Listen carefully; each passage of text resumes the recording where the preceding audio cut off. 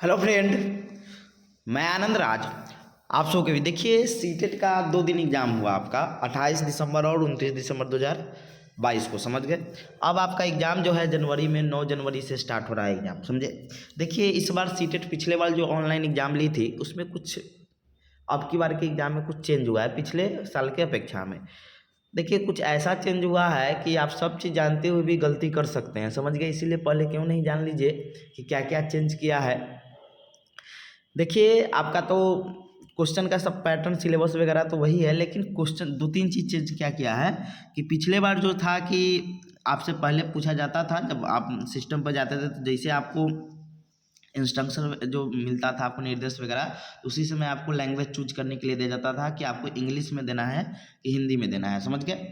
तो उस समय आपको हिंदी में देना था, हिंदी में क्वेश्चन आता था, फिर उसके बाद आप इंग्लिश कर सकते थे, लेकिन जो क्वेश्चन को कीजिएगा वही सिर्फ इंग्लिश होगा।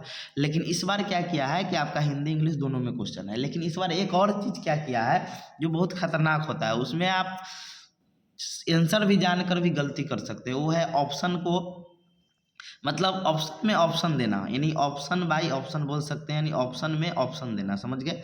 अब ऑप्शन में ऑप्शन क्या होता है, आइए हम आपको बताते हैं कि ऑप्शन में ऑप्शन क्या होता है। देखिए सिंपल समझिएगा, जैसे हम आप क्वेश्चन पर ही आपको समझाते हैं, जो सीटेट का ही क्वेश्चन है। जैसे मान लीजिए ये क्वेश्चन आपका है कि जीन पियाजे के अनुसार शिक्षक के सबसे महत्वपूर्ण गुण क्या है, यानी जीन पियाजे के अनुसार शिक्षक का सबसे महत्वपूर्ण गुण क्या होना चाहिए। तो अनम्यता और निरंकुशता, फिर है अधिकारिता और कठोरता, प्रभुत्व और निर्देश, और चौथा है लचीलापन और गतिशीलता। मान लीजिए इसका आंसर 4 नंबर है, समझ गए। तो यहाँ दिया रहता था पिछले बार जो था, यहाँ पर आप क्लिक करके नेक्स्ट करके निकल जाइए, समझ गए। 7 नेक्स्ट देता था, लेकिन इस बार क्या किया है 4 ऑप्शन है। अब फिर इसके बाद भी आपका ऑप्शन देगा कि आप मान लीजिए 1 नंबर दे दिया, ए नंबर दे के मान लीजिए यहाँ ऐसे दे रहा है 3 नंबर, फिर उसके बाद बी दे दिया 4 नंबर, सी दे दिया 1 नंबर, डी दे दिया 2 नंबर। अब आप सोचिएगा कि ये तो 4 नंबर में है, तो डी नंबर टिक कर दीजिएगा तो आपका गलत हो जाएगा। अब आपको 4 नंबर ऑप्शन देखना होगा कि कहाँ पर है आपका, समझ गए। या मान लीजिए ऐसा भी आपका दे दिए तो ई टाइप का, मतलब ऐसे दे देगा, या आपका मतलब ए टाइप का हो गया, नहीं आपका सेम टू सेम ऑप्शन नहीं देगा। जैसे अब 4 नंबर है तो सोचिएगा कि हम 4 नंबर, या ऐसे भी आपका दे देगा 3 4 1 2 दे देगा। अब सोचिएगा हम इसको ऐसे टिक कर दिए, तो नहीं, आपको उस ऑप्शन पर टिक करना है जो आपका 4 नंबर यहाँ है, तो आपको यहाँ पर टिक करना होगा, समझे। ये चीज़ को फिर से हम बताते हैं, समझिएगा।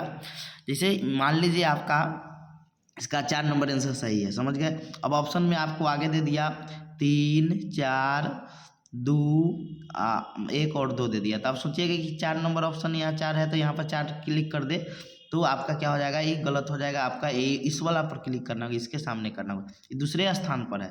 यहाँ पर सोचिएगा चौथा स्थान में नहीं, आपका जो ऑप्शन जिसके सामने होगा, जो आंसर सही होगा उसको आपको क्या करना होगा, टिक करना होगा, समझ गए। नहीं तो फिर क्या हो जाएगा कि आपका गड़बड़ हो जाएगा, समझ गए। तो इसको आप ध्यान दीजिएगा, बहुत ज़रूरी चीज़ है कि आपका मान लीजिए ई ऑप्शन सही होता, मान लेते जैसे आगे हम कोई क्वेश्चन ले लेते हैं, समझ गए। जैसे देखिए, जैसे मान लीजिए हम अगला क्वेश्चन ले लेते हैं। जैसे दिया है ना कि किसने प्रस्तावित किया था सांस्कृतिक उपकरण, तो मान लीजिए सांस्कृतिक उपकरण पर कौन जोड़ दिया था, तो आपका वाइगोस्की जोड़ दिया हुआ था। वाइगोस्की बताए हुए थे सांस्कृतिक उपकरण के बारे में। अब मान लीजिए दे दिया ऐसे, और फिर दे दिया एक नहीं 4 3 1 और 2 दे दिया। तो अब आपको एक पहला देखना है 1 नंबर ऑप्शन कहाँ है, तो ऐसे आपको क्लिक करना होगा, समझ गए। इस पर आपको क्या करना होगा, इसके सामने दिया होगा, इसको आपको क्लिक करके फिर आपको आगे बढ़ना होगा, समझ गए। ये बहुत ज़रूरी चीज़ है, नहीं तो फिर अब मान लीजिए आप सोचिएगा 1 नंबर, तो इसको क्लिक कर दीजिएगा तो आपका क्या हो जाएगा, गलती। तो लॉरेंस कोहलबर्ग वाला आप क्लिक कर दिए, समझ गए। तो आपको ध्यान देना है वहाँ पर जाकर। देखिए थोड़ा अति किया, पिछले बार ऐसा चीज़ नहीं था, इस बार थोड़ा किया है। तो जो आंसर होगा आपका, समझ गए, उसको आपको क्या करना होगा कि क्लिक करना होगा, समझ गए। ले वाइगोस्की है 1 नंबर में है, तो आपको 1 नंबर करना होगा, समझ गए। BF स्किनर हो जाता तो 3 नंबर, तो 3 नंबर पर क्लिक करते, जो ऑप्शन के अकॉर्डिंग, समझे। यानी कहने का मतलब क्या हुआ कि अब इसमें ही आ जाइए। देखिए कह रहा है कि ले वाइगोस्की के अनुसार बच्चों के सीखने में महत्वपूर्ण कौन है, तो आपको पता है कि सामाजिक अंतःक्रिया होता है, सीखने में महत्वपूर्ण है। अब 3 नंबर ऑप्शन दे दिया, 3 2 1 4। अब कहिएगा 3 नंबर है तो हम तीसरा नंबर गिन के कर देंगे, नहीं वैसे जो ऑप्शन आपका 3 नंबर में है तो 3 नंबर वाले पर आप क्या कीजिएगा, क्लिक कीजिएगा, ऐसा ही कीजिएगा। नहीं तो फिर 3 नंबर करके ऐसे दे ABCD करके भी दे सकता है आपका। जैसे इसी नंबर का स्थान मान लीजिए रहता तो C नंबर यहाँ रहता तो इसके सामने क्लिक करते, समझे। ये बहुत ज़रूरी चीज़ है आपके लिए, नहीं तो फिर नहीं समझिएगा ये चीज़ तो फिर जानते हुए भी आप मान लीजिए पढ़े हुए हैं सब चीज़ और फिर वहाँ पर गड़बड़ कर दी। इसमें ये ऐसे जब ऑप्शन क्लिक कीजिएगा तो दिमाग को थोड़ा फ्री रहिएगा, समझ गए। ये हो गया आपका। दूसरा चीज़ क्या हो गया आपका, ये कोई बड़ी चीज़ नहीं है, आप प्रैक्टिस 1-2 को देखिएगा उसके बाद आपका ध्यान वहाँ पर जाने लगेगा, समझ गए।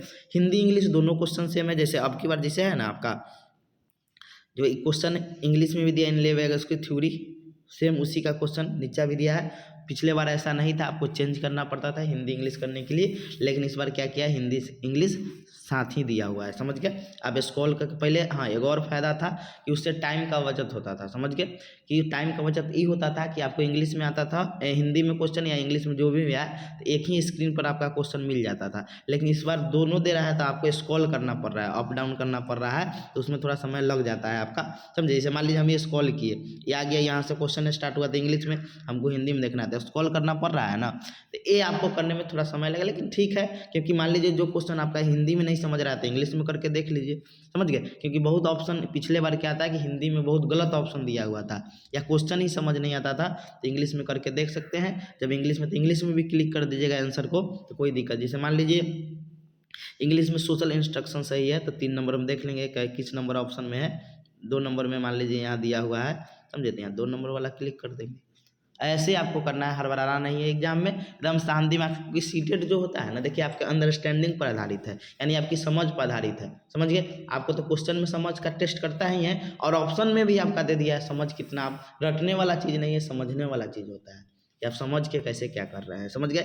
सीटेट में आपका EVS हो गया, CDP हो गया और मैथ हो गया, बहुत इजी आ रहा है। थोड़ा लैंग्वेज थोड़ा टफ आ रहा है, जो लैंग्वेज 2 होता है वो थोड़ा टफ आ रहा है। फिर पेपर 2 में SST और साइंस थोड़ा टफ आ रहा है, मैथ भी ठीक ठाक आ रहा है। CDP का स्तर बहुत अच्छा है, ऐसा है कि आप आराम से 25+ कर सकते हैं।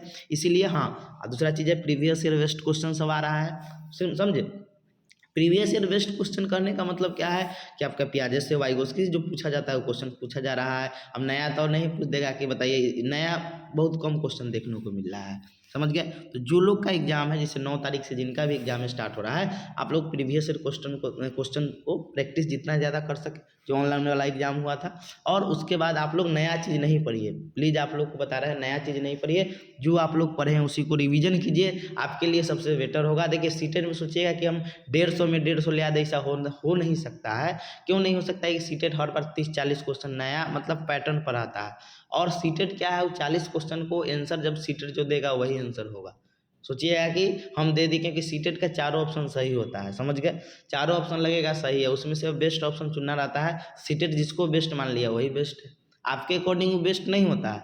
सीटेट जिसको मतलब मान लिया बेस्ट है ऑप्शन, वही बेस्ट है, समझ गए। तो 30-40 क्वेश्चन ऐसे ही क्या रहता है आपका, नया टाइप का रहता है, पैटर्न न्यू रहता है उसका, मॉडरेट से भी ऊपर लेवल का रहता है। तो उसमें क्योंकि नया है आपका, हर साल सोचिएगा 120-125 बहुत ज़्यादा नंबर होता है। 130 जो ले आते हैं उनको लैंग्वेज 2 पर ज़्यादा कमांड होगा, समझे, बहुत दिन से प्रैक्टिस कर रहे हैं, तो ऐसा चीज़ है।